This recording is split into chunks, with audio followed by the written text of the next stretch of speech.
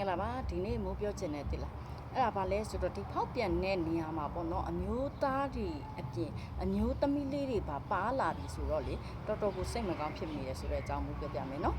အမျိုးသမီးတွေဆိုတာမိခင်လောင်းနေပါနော်မိခင်လောင်းနေပါနောက်ပြီးတဲ့ခါကျအိမ်အောင်တစ်ခုကိုဒီမပြုတ်ပြတ်အောင်ထိမ့်သိမ်းဖို့တွေဒီသားတွေသမီးတွေကိုရင်အုပ်မကွာစောင့်ရှောက်ဖို့တွေကကြတော့ဒီအမျိုးသမီးလေးမှ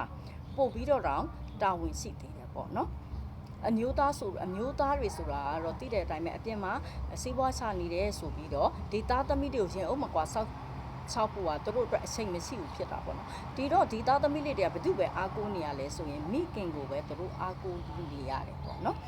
နေ့တူကမိုးလင်းကနေမိုးချုပ်တီမိနဲ့ပဲနေရတယ်ဒီမိခင်နဲ့ပဲသူတို့ပြောဟဲဆိုရသူရဲ့ခံစားချက်တွေကိုဒီမိခင်နဲ့ပဲပြောတယ်နေမကောင်းထိုင်မကောင်းတာဆိုတာဒီမိခင်ကိုပဲသူတို့မှာအားကိုးပြီးတော့နေရတဲ့အချိန်မှာမိခင်တွေကဘာကြောင့်ကိုယ့်ရဲ့သားသမီးလေးတွေကိုပြစ်ပြီးတော့တခြားသူနောက်ကိုလိုက်သွားကြတာလေပေါ့နော်တခြားအမျိုးသားတွေနဲ့ဖောက်ပြန်ကြတာလေကိုဖောက်ပြန်တဲ့အမျိုးသားတွေကလည်းအိမ်တောင်တဲ့တွေကလေးအဖေတွေအဲ့တော့သားသမီးချင်းလဲကိုချင်းစာလို့ရတယ်မိခင်ဆိုတာပို့ပြီးကိုချင်းစာစိတ်ကြီးရတယ်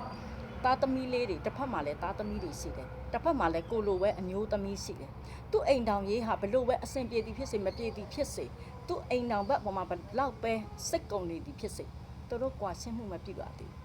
သူတို့လမ်းမခွဲရသေးဘူးဆိုရင်ကိုကသွားပြီးပတ်သက်စရာအကြောင်းတရားလုံးဝမရှိပါဘူးကိုကသွားပြီးစေတနာတရားထက်တန်စရာလည်းမလိုကိုရဲ့စေတနာတွေမြတ်တာတွေတရားကိုရဲ့အိမ်တော်ဘက်နဲ့ကိုသားသမီးအပေါ်မှာပဲထားရမှာ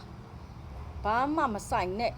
တခြားအမျိုးသားပေါ်မှာသွားထားစရာမလိုသူ့မှာမိန်းမရှိတဲ့သားသမီးရှိတယ်သူတို့တွေကျင်လာလိမ့်မယ်ပြုစုလိမ့်မယ်ယူရလိမ့်မယ်သူ့အမျိုးသမီးပေါ်မှာစိတ်ကုန်နေသူကွာရှင်းလိမ့်မယ်အဲ့တော့မှပဲအဲ့ဒီကွာရှင်းနေတော့ကိုကယူလို့မရဘူးဘာလဲကို့မှာသားနဲ့သမီးရှိတယ်လင်းရှိတယ်เนาะဒါကိုတိကိုတိရမယ်အမျိုးသမီး